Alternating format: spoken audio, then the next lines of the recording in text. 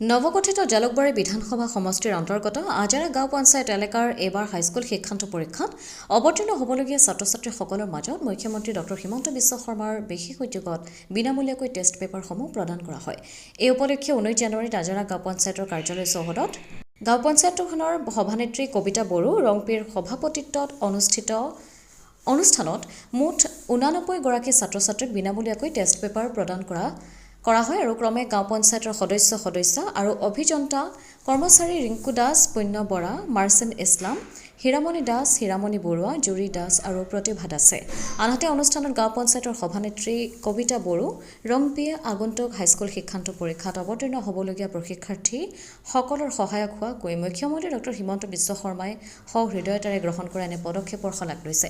লগতে পৰৱৰ্তী সময়ত ছাত্ৰ-ছাত্ৰীসকলক মুখ্যমন্ত্ৰী ডক্টৰ হিমন্ত বিশ্ব শৰ্মাই আৰু অধিক সহায়ৰ হাত আগবঢ়াব বুলি ভাষণ প্ৰসংগত সদৰি কৰিছে। উল্লেখযোগ্য যে মুখ্যমন্ত্ৰীৰ এনে আদৰ্শনীয় পদক্ষেপক স্থানীয় ৰাইজৰ লগতে উপস্থিত অভিভাৱকসকলেও কৃতজ্ঞতা জ্ঞাপন কৰিছে। ব্যুৰো ৰিপৰ্ট, অমৃত নিউজ 24/7।